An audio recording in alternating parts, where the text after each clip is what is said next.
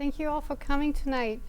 Really means a lot to have a great turnout like this. So I hope we get to play together a little bit. I'm a little bit nervous, but I think that will go as we go.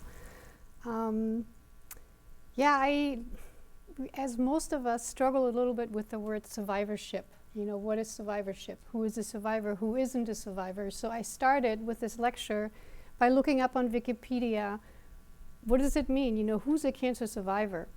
And Wikipedia says a cancer survivor is a person with cancer of any type which is still living. And so that's a really broad definition, and there are a lot of differences about how people define themselves. Some think that you become a survivor at the time of your diagnosis, and other people think that you become a survivor at the end of treatment. Some people think that if you're actively dying, you're still a survivor until you actually pass away. And on the other end of the spectrum, we've got some people who have friends and family members that have cancer, and they also consider themselves survivors because they understand that in some way they are deeply impacted by cancer, and it has changed their lives as well. So no matter where each of us is in that category, once cancer is found, there is really no other way than turning into our wholehearted healing on all levels and really for the rest of our lives, however long or short that may be. And that is both a huge gift and an immense challenge. So that's what I want to talk about tonight. Before I do that, go back. I want to do a little exercise with all of you, just so that I can see a little bit of where you are in your survivorship. And I promise I'll play too. So I want to see who we are tonight as a community, with the understanding that we stand for, a bigger circle. It's always that way. Certain people show up and there's a lot of the community behind us. But if we can take a pulse tonight and just see where we are in our survivorship, I would love that. So if you're willing to play, I would ask you to stand up if you're in your first year as a survivor. And I'm not going to make any rules up about, is that from diagnosis or the end of treatment? It doesn't matter to me. Just whatever you have in your heart, first year of survivorship. Thank you for standing up. That's beautiful. Thank you. So we're in the first year of survivorship. And please stay standing.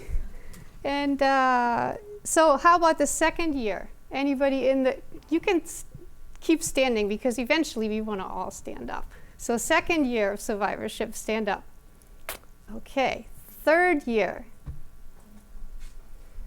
Okay, fourth year. This is where I'm standing up too. And 5? Great. Do we have somewhere between 6 and 10? Do we have over 10 years? Okay, great. Thank you all.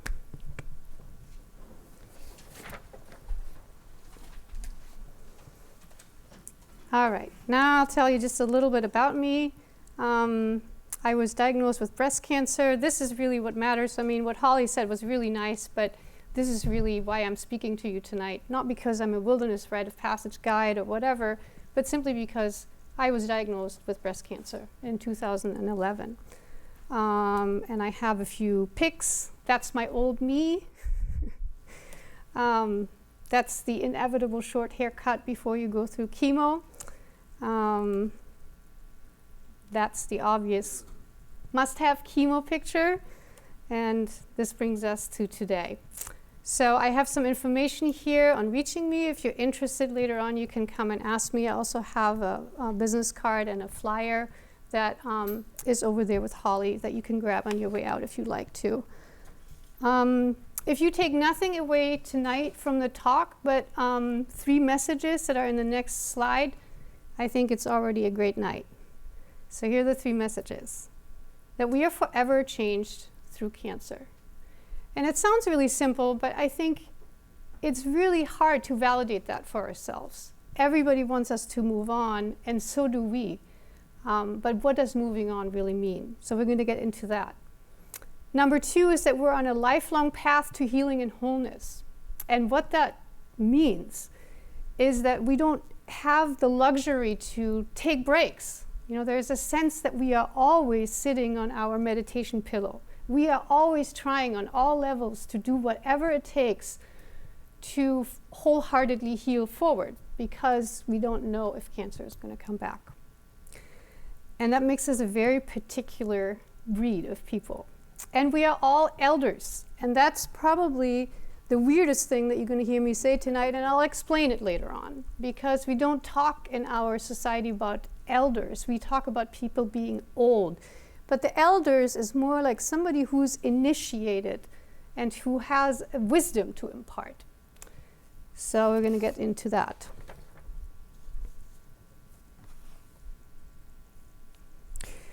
The medical journey can give the impulse to healing with surgery and whatever treatments, but it's only the beginning of a really long healing process. And once treatment is complete, we are usually left with an important and sometimes overwhelming feeling job to heal our body, to heal our mind, our spirit, our soul, and to live this healing forward into a completely unknown territory. Territory of percentages, where you have this much recurrence. And as someone said to me once, it's a very medical definition to say that it's a 20% chance, because the truth is, if you have a recurrence, it's 100% for you. We don't live in percentages.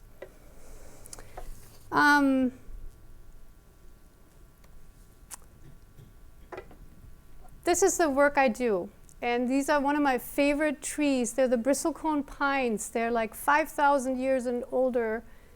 And sometimes you don't know whether they're thriving or whether they're dying, or whether they're doing both at the same time. But they certainly know how to hang in there for a really long time. So I wanted to bring them into the show tonight and wanted to talk a little bit about what I do as a wilderness guide, so it makes any kind of sense. We take people out into nature, and it's usually people that have gone through some pretty significant change in their lives, and they want to, somehow they can't be who they were before. So some kind of, often a little trauma. It might have been a divorce, it might have been a loss of somebody, and they come to sit out on the earth by themselves and basically renew themselves and go back with a new understanding. And we put them through some, pretty rough stuff. We don't feed them. They fast while they're out, and they're alone, and they don't have a lot of shelter. So they're really out in the natural world by themselves. Who does this kind of thing? People usually that are going through something that we call a growth crisis. And when I was diagnosed with cancer, that was my question, is can cancer be a growth crisis? Because one of the things that I realized right away when I got diagnosed is that my life irrevocably changed. It's something in the wilderness work that we call severance. It's like the moment when life is over the way you knew it, and you know that you can never, ever go back. You cannot step back over that line. And that's very true for our ceremony in nature, and I found it to be very true in my own cancer journey. And so I had this question for myself: could cancer be an initiation? Instead of just something horrible that happened. Could there be any goodness in it? Could it somehow prepare us for something bigger? And so I'm going to look at what does it mean, initiation. I'm going to go with some quotes from Michael Meade, who is a really big name in wilderness rites of passage. He says, initiatory events are those that mark a man or a woman's life forever, that pull a person deeper into life than they would normally choose to go. Is that true for cancer? I would think so. Initiatory events are those that define who a person is, or cause some power to erupt from them, or strip everything from them until all that is left is their essential self. Does that sound familiar? Maybe? In initiation, a person becomes no one before becoming someone again. Again, does it apply to cancer? It certainly felt that way when I was at the bottom of my cauldron during chemotherapy. So life really is initiating us all the time. It's just that, sometimes we do certain ceremonies to acknowledge it, and other times life actually comes in. So I do think that cancer really can be a rite of passage, and that if we look at it in that way, it can actually be an invitation to come alive. So for that to make a little bit more sense, I'm going to talk about the 3-stage model of rites of passage and to see how that actually applies to cancer. I already spoke a little bit about severance, which is the moment when life changes. And there are other examples, which is, death of a loved one, marriage, divorce, trauma, sickness. In our cancer world, it would be diagnosis, the moment that we lose our old life. And then there's the threshold, which is the time in the liminal world. Some call it the hero or the heroine's journey, the in-between place, the underworld cauldron, ceremony of any sort, a place where you really cannot see in the dark. You have to feel your way through. And in the cancer world, we create that with treatment. And then there's reincorporation, which is re-emerging as a new person in the world. Rebirth, sharing and airing of gifts, renewal, manifestation, marking a new life, true maturity. And that would be survivorship. That's the place where we all sit today. It's the potential of what we get to live into after having encountered cancer. So ta-da, we're here, survivorship. And it's interesting to note that both in the survivorship often seems to be the hardest part, not when we're diagnosed, but looking back, it seems like treatment was a time of great support, a time where we could just let go into it and just did our best to get through. But that living it forward ends up being the hardest part of the whole journey. And so that's what we're going to explore tonight. And so the first thing I want to do is go back to that very first slide and talk about message number 1. We're forever changed through cancer. So what does it mean? What does it mean to be forever changed? I think our culture has very little concept for people changing. We are on a very linear trajectory where you set out something and then, that's where you're going. And people do not like you to change. People also are not really taught that death is at all a part. Death, grieving, doesn't really have a place in our culture. So if you are touched by that in any way, shape, or form, they kind of get very uncomfortable. And family and friends often can't understand why we don't come back to normal. And I hear this all the time. People saying, my yoga group is the only place where I can feel like I'm really heard. Or, I'm going to my support group and they get it, but my old friends still don't. Everybody is waiting after treatment that I get back to be normal, and I just cannot do it. So in a way, there's like a death that we're grieving. We're grieving our old self, which we may or may not be as fully, or we are inhabiting our lives differently as survivors. And then there's the death that our parents, that our lovers sometimes, our children experience in us having changed if they're not ready to give up who we were before. So a lot of friction. And I think just as an example of how it used to be when we were living a little bit more cyclically in more indigenous cultures, there was more of a sense that you are moving through certain phases in your life and that they were acknowledged within your community and within your family. That, for example, young boys at a certain age, when they were ready for initiation, young boys were taken from their mothers' homes. And they were dragged at night. There were men, sometimes they would wear masks, and they would drag the boy away from the hut, and the mothers would wail and say, "Don't take him."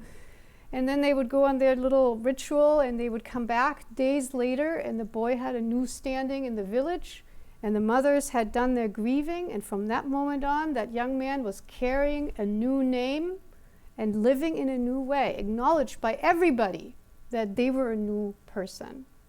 But we've lost that in our culture. It's not a concept that is familiar anymore. So I want to use this concept called the Four Shields of Human Nature to talk about the different gifts and challenges in each of our pieces of ourselves. So the four shields, without going into a lot of detail, they're basically like a roadmap. They're coming from some of the old traditional medicine wheels that have tracked changes in life for indigenous cultures for a very, very long time. And these have been handed down to me from my esteemed teachers, Stephen and Meredith Little from the School of Lost Borders. So I'm using this model just to speak to changes in our body, psyche, mind, and spirit. And in the model of what we call a becomingness, so not just who we were, who we are now, or who we're going to be, but that we are truly always moving and evolving and becoming. The first one that I want to talk about is the South Shield. And I tried to get you an image that really evokes it without me having to talk a lot about it. So you can kind of really feel into that little girl running through the grass at the height of summer. Everything is possible, total expansion. That's our instinctual self when it's really well. That's sort of the place that we all have in ourselves. That little child that loves to play, that is very fluid. That's why the element we put with it is water. The sense of being very fluid, being very open, being very in touch with our senses, tasting, smelling, everything, adventures. So you can imagine yourselves like this, and what happened to your South Shield when you got the diagnosis of cancer. It's like, bam! And the very first challenge in the South, the way that the body reacts to any trauma, is a fight, flight, and freeze. So that's really what most of us go through when we, when we first get diagnosed. But even later on, once we're in survivorship, there is something about the trauma of, sometimes we call it violence in an innocent world. It's like the sense that something could happen to you, that you are just not like you were. It's like the Garden of Eden isn't intact anymore. And so a lot of us deal with anxiety that comes up, fear, that gets heightened sometimes by the next scan or the next whatever it is, symptoms that come up randomly. And part of it is that. Part of it is the trauma that has occurred through cancer, which oftentimes isn't just the trauma that was just induced by cancer, but it also has this way of kind of like poking into anything that was ever damaged in that South Shield. So if you had a childhood that had a lot of trauma, that will certainly be revisited in the process of having had cancer. It kind of brings it back up. So some of the challenges that we experience in our own instinctual nature is that sense of, trusting our own instincts, that trusting our own wellness, losing the definition of of who we are, feeling the body's mortality, not feeling this feeling of like summer will never end. And so any major change in health rocks the sense of self, and feeling powerless is part of that. Sometimes having doctors and others act like parents for us is like that, not knowing, what to do, which treatment to pick, what action to take. There's a safety that is taken away from us that leaves us cracked open. But there are also gifts in it. So a lot of us, through this process, the other end of it is that we learn to turn into what our body needs. And eventually, as we're working ourselves through survivorship, we are learning to trust that little voice inside that tells us what we need. Part of it is because we really need to. We cannot often, when we come out of treatment, buffer in the way that we used to buffer. We have to take care of ourselves in a different way. We have to create a new relationship with ourselves. Some people call it flowing with the river rather than pushing it. Recovering some sense of our innate goodness and our belonging. Maybe having less responsibilities and letting ourselves off the hook a little bit more. Mary Oliver calls it letting the soft animal of your body love what it loves. Sometimes in survivorship, we are more able to actually give ourselves that than a lot of people that are just adults and don't take as good care of their own inner fluidity and instinctual self. So that brings us to the West Shield. And the West Shield is dark. It's the dark shield. It's, as we can see, the fall from Eden. So it really is where the hero's journey lies, where we face our fears and go through what I call the dark night of soul. It's the place of turning our attention to who I think I really am. So in the South, it's more like whatever my parents tell me. In the West is the investigation of what does it really mean for me. So making our own meaning in our soul, in our psyche, is very necessary. And oftentimes in both treatment and survivorship, we go really, really down into that darkness.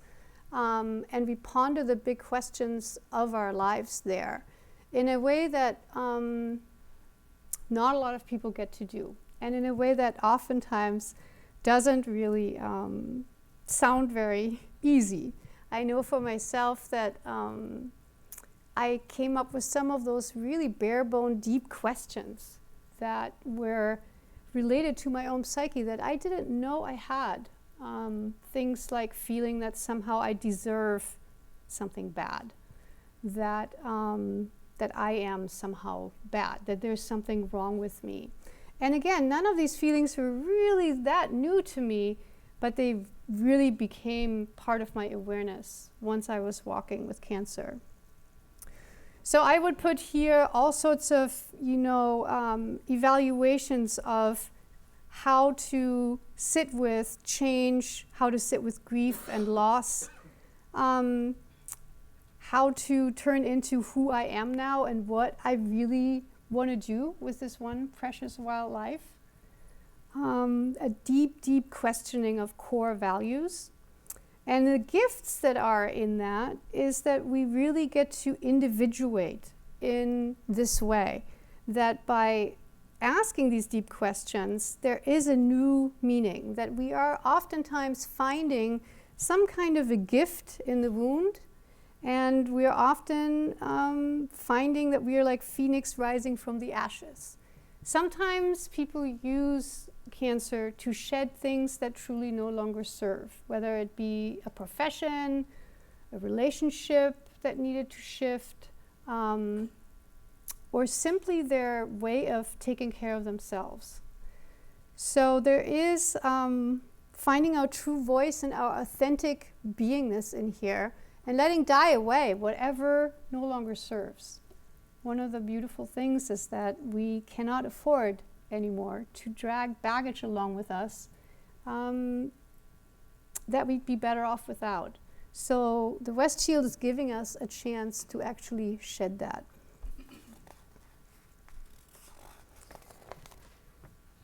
Okay, so we're coming into the north, and that's the season of winter, and it's really the adult stage of our lives. And in a lot of ways, I feel that survivorship is very strong in the north. One of the understandings oftentimes arising out of cancer is that we cannot do it alone, that it takes a village, that it takes support. And there is an incredible support that gets created, and an incredible way of community that gets created, some of which we can feel tonight, There's a thread that we have with people that have been through what we've been through. So in the north, we kind of put ourselves back together in a way. And sometimes that means in a very responsible way making decisions. It could be decisions about a living will. It could be decisions about a job. It could be decisions about putting your affairs in order. There's a sense of responsibility that comes together, that comes from a place of wholeness and really having turned into whatever challenge is there. So it's a sense of accepting the greater picture and putting our best foot forward and making the life choices. We often say that this shield is sort of the place in ourselves where we air ourselves, where we make decisions about what is good for us and what is not. So any new practices that you have brought out in survivorship to help you support yourself would be living here, like whether you have a yoga practice or a different diet or whatever it is that you've decided to do, you have to make that decision to stick to that practice. If you just let yourself be swept away by how great it is, you might do it 3 days and not go any further with it. But the North Shield is really like that North Star that keeps you on track. And so the gifts in this way are a lot about self-care. And I think there's a very special kind of self-care that we get to learn after having had cancer or while we're even still living with cancer. And that is that the care of others and self are truly not separate. That in order to take care of everyone else, we need to take care of ourselves. That by taking care of ourselves, we are truly serving others. And so that's really different, because we get taught a lot about sacrifice and, taking care of our children. But again, our own wellness is going to be the focus for us. And in that way, there's a gift in that and an allowance in that, because we know that the best favor we can do our children, for example, is to live as healthily as we can, because we never know. Because, of course, nobody ever knows. But we know that we don't know, and that's the difference. So there's life change manifestations here, and there's also the place where the work sort of really begins. It's how can I share, what I brought out from the cancer journey and somehow be in the world with that? What's the legacy I want to do for myself? Like, I know for me, I was stuck in a job that I had outgrown a long time ago. And once I went through cancer, I let go. It was very obvious to me that if I was thinking about dying, if I was realizing that indeed I was going to die, and not just one fine day, but, I needed to put my life where my heart was. That was really important to me. So oftentimes it's a chance for us, really, cancer is a chance for us to find the pebble that's in our shoe, wherever that is, and to set our life straight. And instead of, we start worrying differently. So it's not so much if we're going to die. The conversation of if we're going to die moves to when we're going to die. We have a different understanding that will indeed happen. We can feel it. But we start being more concerned about how death is going to find us. How much are we going to have made peace with our lives? How fully will we have lived our lives? And it gives us an incredible courage to step forward and do some of the things that we would have never dared to dream about otherwise.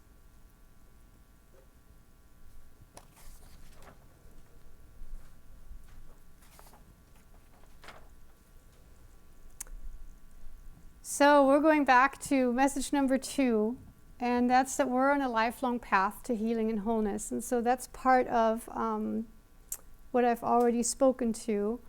And I just want to say that one of the things that I often use as a metaphor is that when we turn into our healing after cancer, it's as if we move from the practice of our living to the practice of our living and dying. And they're no longer separate. There's a sense somehow that they belong together, and that because we have a foot in each world, life becomes very, very precious to us. And so it depends on, there are times in our lives where we really fight that. And then there are other times where we really revel in it. We can have it let us set free in a lot of ways. And in other ways, sometimes we can let us also sit in the depth and the darkness and the depression of it. We certainly can't have this sense of safety back that we may have had, and confidence that our body, will not fail us, that other people might still be walking around with. And yet, we have a kind of a courage and a chance from the moment that we're diagnosed all the way until we, one fine day, make dying our greatest healing yet. Anyway, that's the trajectory that I'm heading for. All the way in between those two, I have time to live the life that I was here to live and to give and to receive. And that is a precious gift that we all share. Because we are initiated through cancer.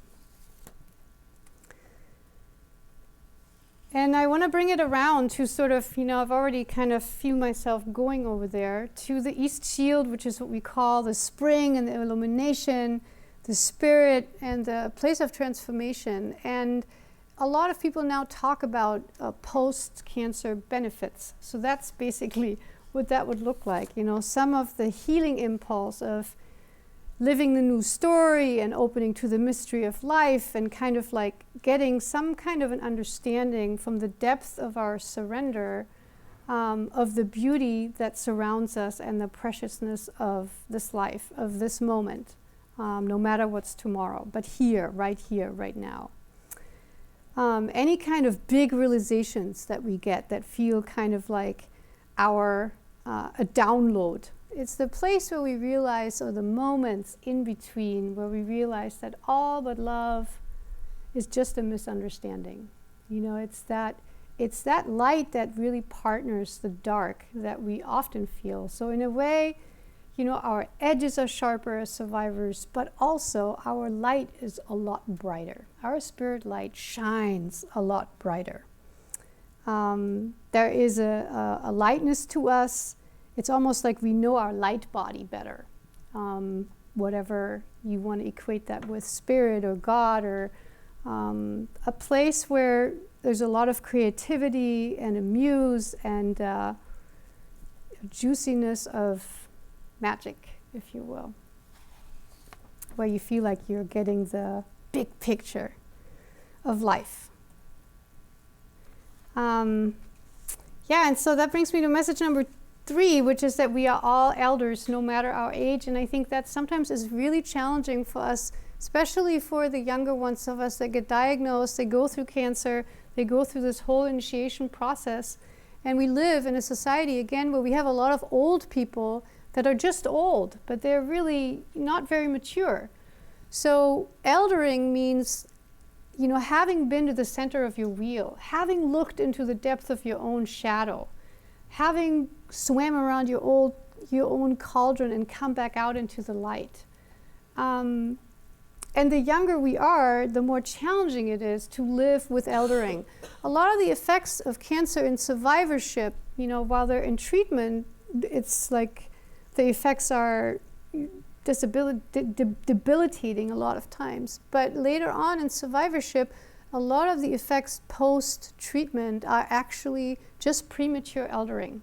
So that includes anything and everything, from constipation to sleeplessness to menopause to, you name it, all the different things, and then all the different risks of other diseases like Alzheimer's and so forth. And not for nothing, when we come back from chemotherapy, most of us have very white hair, slowly turning into gray, and then slowly, if we're lucky, recovering our regular color, or maybe some new color. There's a sense of really being pushed towards our eldering. And I think we often just think that that's a terrible thing. It's like, oh God, I'm going to grow old early now too. But there is not just the faster aging of our bodies. Proportionately with that, our spirit is also turning stronger and stronger. So again, because we can hold both of these paradigms, not just the challenge, but also the gift. There's something very precious if you watch a person that is an elder, an old elder, somebody who is of say and importance in their community. They often have a lightness to themselves. They don't carry a lot of baggage anymore. They've kind of made their way around their own wheel in life. They've made it good with their choices. They have put their affairs in order. And now they can just live with the lightness and an open-heartedness that we all so need around us. And so those are all things that are open to us because we are survivors. And there is a regular movement in our eldering, I think, that happens. It just gets sped up through cancer. Sometimes I call this a decision to steward our lives instead of owning it. There's a lightness to it. There's not so much the selfishness that's driving us, and even the service of others isn't driving us in the same way that it was before. It comes more from a place of ease than from a place of need. Something about living in grace and in gratitude for the preciousness of life. So I want to finish this with a quote and a couple more shots before I take some of your questions, if you have any. Those who contemplate the beauty of the earth find reserves of strengths that will endure as long as life lasts. There is something infinitely healing in the repeated refrains of nature, the assurance that dawn comes after night and spring after winter. And that I would add that as much as life is not permanent, which is the big lesson that we all learn when we get cancer, death also is not permanent. There's a real sense of, for me, oftentimes nature is the place where I go because it is not linear, because somehow when I'm on the earth, I can be held. It's big enough to hold my entire spectrum, the dark, the light, and everything in between. And it's mirrored that way. So we are not off the map as survivors. We are in the map of our humanness, and we're living it, I believe, in a fuller way. And we're asked to step into ourselves in a fuller way. And I believe that wholeheartedly, no matter what our prognosis is. It's not about whether we are healthy or not, because as we all know, that shifts, right? You can be a survivor today, you can have a recurrence tomorrow, and you can have stage 4 something today, and you can be healthy tomorrow. And there is no defining ourselves that way any longer. So we find ourselves, our strength and our humanness in a really different way. So Holly already mentioned this. I lead some programs in nature where we're doing just that, where we're finding ways to be out in nature in groups of people. And here's a picture from our last group. And it's usually to mark a journey into a healing and to use that time in nature, to have solo time and time together in group. And if you're interested in that, I have a little flyer here that I think Holly has some copies of, so you can pick some up if you like to. And I think that's it. So there's my information there. And I hope this made any sense to you.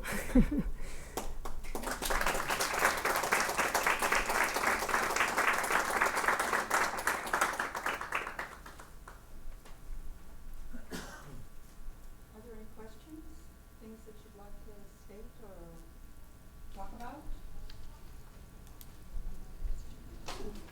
What do you say to people when they ask you, well, your treatments are finished, and so where does that leave you? Are you cured? That's kind of that open question that people is there a way of putting that, what you've just said, Right.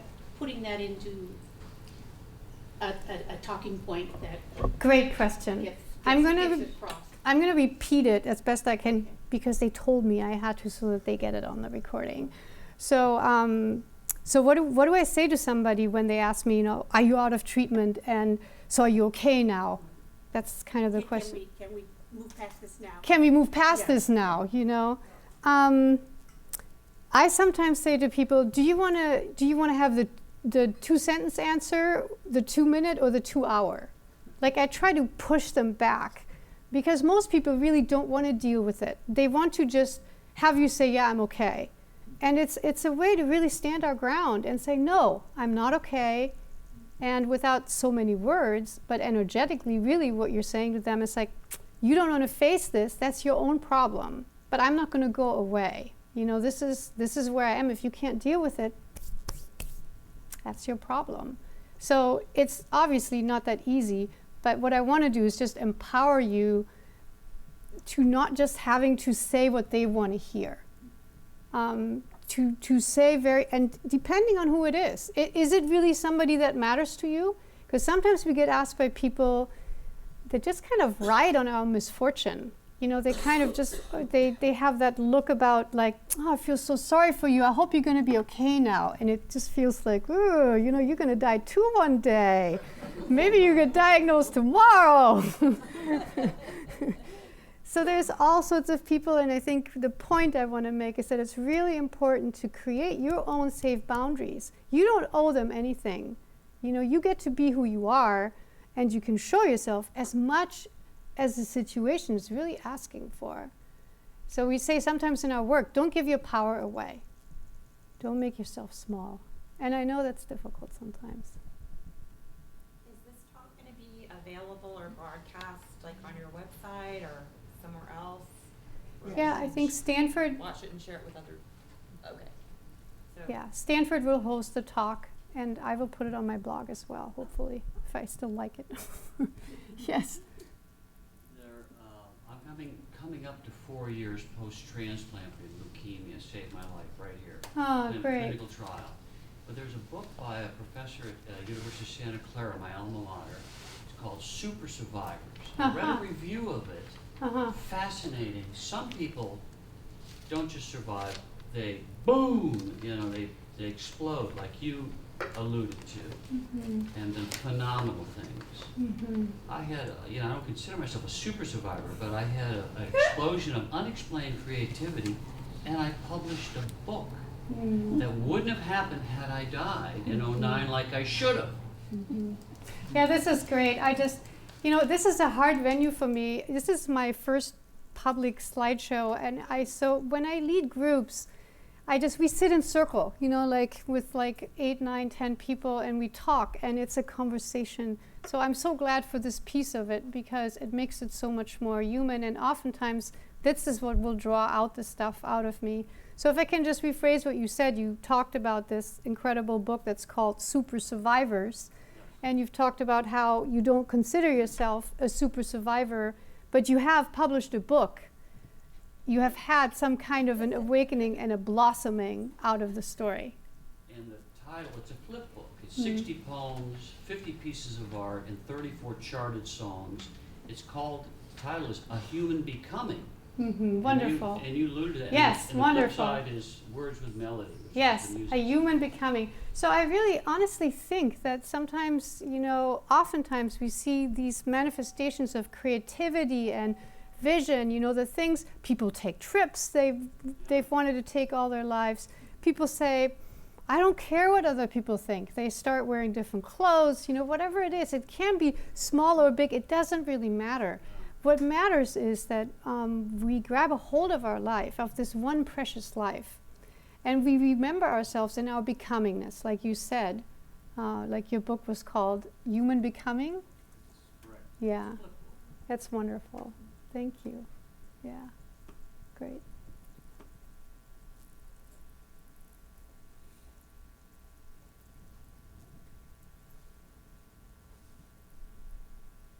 I have a question, Mm. and I'm sure all of us have that. It's that little tiny voice sometimes you get in the back of your head, like, what about recurrence out there? I mean, you know, everybody, we all go through our day-to-day things, but it's always that little tiny voice, and you can't really talk about it with the other people in your life because they don't get it. They really don't. So how do you all deal with that? So the question was, how do we deal with our fear, that little voice inside that says, oh my God, what if I'm going to get a recurrence? And yeah, I think, so the question was, how do we all deal with that? And I think the biggest thing is to lose the illusion that we could fix that voice. You know, we think, oh, I'm going to outgrow that voice, or I'm going to, and to a certain degree, yeah, that voice will go through changes. And there will be days where it's not there. And there will be other days where it's there. There will be the little headache sneaking in, and we think, oh.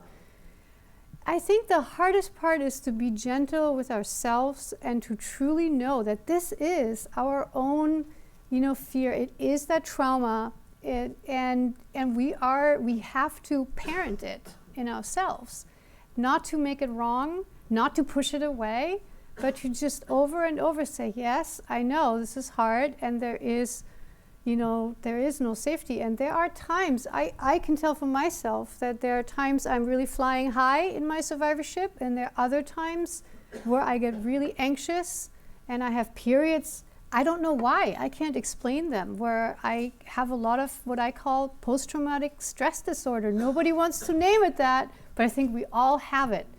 And so again, there's power in acknowledging what's here and partnering it. I think as we work with it, at some point we don't identify with it as much, but we learn how to partner it more. And I think it's a lifelong learning path. And we don't get to go off of our pillow. You know, we sit every day. We have to face that mirror. We have to face that wall, whatever it is. There is no knowing. And the truth is there isn't any knowing for anyone, but we are living on the edge. But because of that, like the gentleman said, we're also living on the edge of our becoming all the time. Ta-da! And that's the gift. But I think just one more thing. So the thing is really that we can't go back. And I think we suffer more when we try to be where we're not or who we are not anymore. That's when it's really hard. It's like if you know, whatever we've lost that in our new life isn't present anymore, that's sad.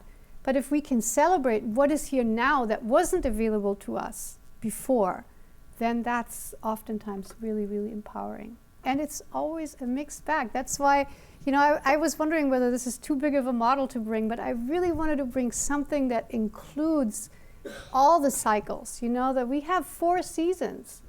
And in this model, it's like adulthood and childhood are very clear in our lives. But the West and the East, you know, the darkness, those are inner personalities, and we don't see them a lot acknowledged in our culture. But when we go through cancer, both of those places become really strong in us and really mature, and they put us into a unique situation. Mm-hmm. Just an interesting aside, I met with a very gifted psycho or onco-psychiatrist here at Stanford for this period while this book was developing, and I was diagnosed with PTSD manic defense. I had an explosion like a manic explosion. Yeah. Occupational therapy of artwork and poetry and music saved my life. Great. I actually love bringing that in. So what you're just stating is that it's not only the post-traumatic stress disorder. The other end of it is like you were diagnosed with manic defense. Manic defense. That's an interesting label. PTSD, manic defense. Yeah, that's an interesting label. I couldn't stop it. Yeah. Stuff came pouring out of me. Yep, and that's what we often hear. So we break through so many barriers that there is some kind of a liberation happening, and sometimes we can, In the East, you know, if it's an unlimited creativity and vision thing, you can really go nuts on it too. It needs to be anchored and earthed as well. That's the balance, you know, and sometimes we can go off the deep end, even with our creativity, and literally burn ourselves out fast when we're in manic states like that. As much as we can spin down into that depression, sometimes I call it, you catch yourself in the bottom of that toilet bowl. You know, you're going around and around and around and around, and at some point you look up and you notice that you're actually the one holding down the handle. So with time, we get to catch ourselves, you know, faster and faster, hopefully. That's the hope. Because, boy, when you're down there, it always feels like too much time spent there, right? So, great. Well, I hope there was anything here that, you know, spoke to your heart tonight. That's really all we can do, and just witness each other. So, thanks so much for listening and for living it forward. Thank you.